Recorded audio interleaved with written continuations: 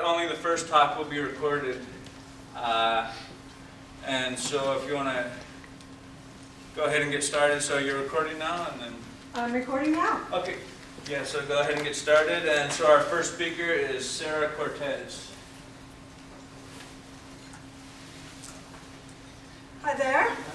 So I'm a researcher at Northeastern University, and I research a number of areas of privacy and technology, including legal issues related to privacy and technology, smart grid. Today I'm talking about jurisdictional arbitrage in Tor path selection.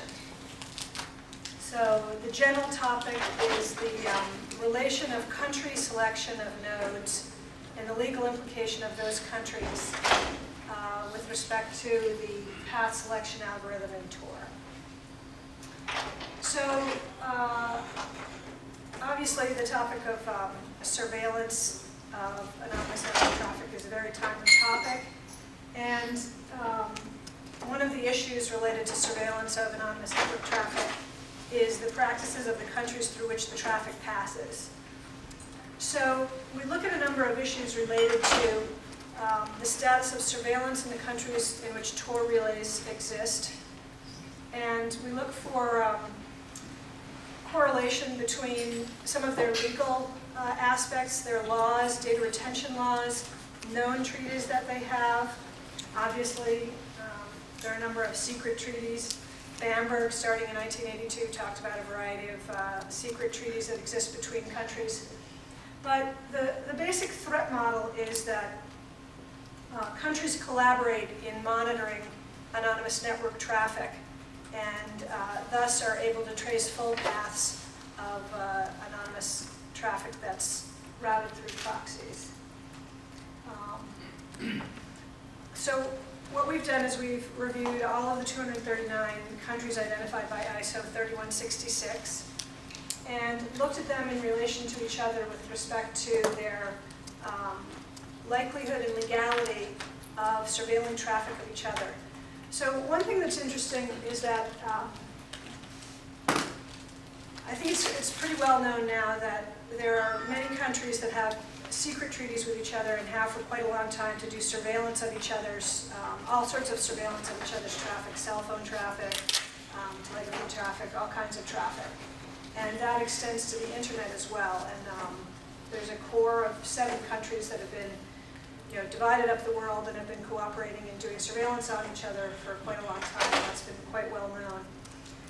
And so a number of those countries have laws regarding surveillance of their own citizens in contrast to surveillance of foreign nationals, and that's another well-known principle that the United States often cites as a principle that it follows.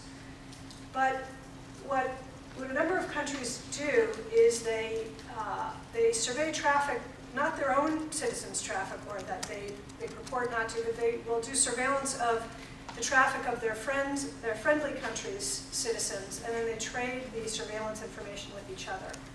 So this is a practice that's been long established in a variety of ways, and it's something that goes on today in surveillance countries that have treaties with each other. So what we've done here is to look at various countries, the status of their actual mutual legal assistance treaties, their MLATs with each other, to discover what are they actually publicly admitting to with respect to their cooperation in doing surveillance of anonymous network traffic.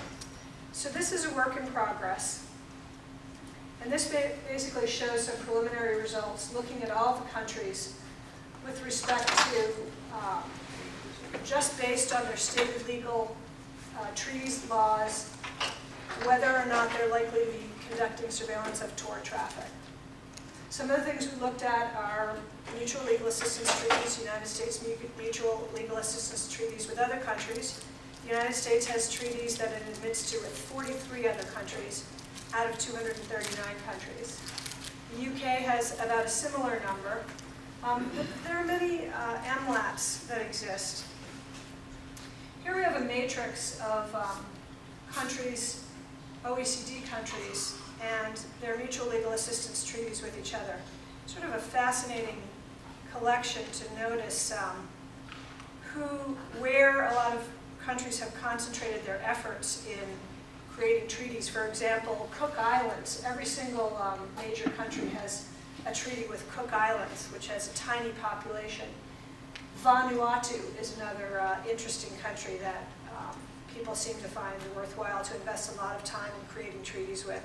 A lot of these countries obviously are countries where drug running is being done, but it's an interesting analysis just to look at the countries alone that the US and the UK and other countries have decided they want to have treaties with.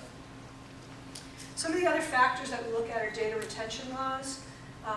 The European Union passed data retention laws, and so there's a lot of information that's very readily available regarding which countries have laws, data retention laws. Some of the other things we looked at are signatories to the Budapest Cybercrime Treaty, one of the worst treaties ever written, according to many surveillance experts. What is the color scheme? Red is countries that are found to have many factors for what we call high hostility to anonymous traffic. So particularly likely to try to de-anonymize. Exactly, they just, right. Okay. Assuming that these factors are relevant, which is arguable, if we look at these factors, then they score very high. Yellow countries have a moderate number. Green countries have very few factors. So 111 circuits through green countries. That's the simple hypothesis. version. Exactly. So, and one can argue sort of the relevance of the different factors and the weights that should go into the factors. But so the stepping back, the big picture is that there's a lot of effort put into. Yes, would you like to ask a question? I didn't want to interrupt you mid-sentence, but I mean, isn't it a bit dangerous though to look at that? Because maybe what you will detect there is countries where the rule of the law is actually strongest, in the sense that they have to actually conduct surveillance within the rule of the law and therefore have laws and treaties and all that stuff. Other places, I don't know if Oman is one of them or not, may not consider that surveillance has to be regulated within the rule of the law, like the UK considered 30 years ago. Therefore, we'll have nothing on their statutes. Right. Well, there's no assumption that there's an absolute correlation between what countries' stated laws are and what their actual practices are. So this is partially postulated on the idea that many people are searching to classify trusted nodes, for example, in Tor, and they employ various schemes to do that. So this is approaching a sort of a formal concept and saying if we apply a formal concept, here's one approach to doing it, and that one approach is the stated laws of the country. But this weighs in a number of factors also that look at actual surveillance versus what countries state that their surveillance is. So that's a very good comment. So again, starting with what the laws of the countries are, and the treaties, the known treaties as opposed to the secret treaties that the countries have signed, the Budapest Cybercrime Signatory, the Wassenaar Agreement. So these are some of the legal factors. We also looked at Microsoft takedown requests, including Skype takedown requests and other Microsoft takedown requests and Google takedown requests, which are another readily available, quantified by country type measure that in many ways can be found to be a proxy for surveillance. So you've got a little less than a minute left. Okay. And that's including the questions. Including the questions, okay.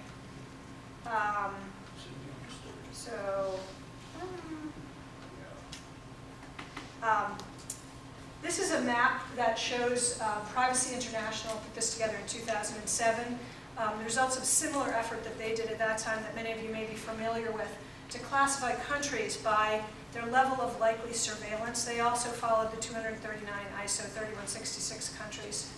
And so this gives just sort of a general visual snapshot of the work that they did at that time, showing black is the worst countries, green is the best, green's not too good. There's only one country on there that's green, and that's Greece.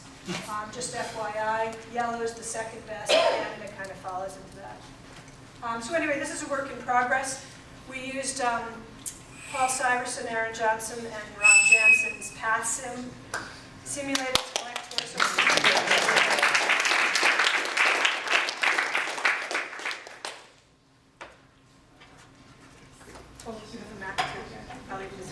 And the next speaker after Marty will be John Taylor.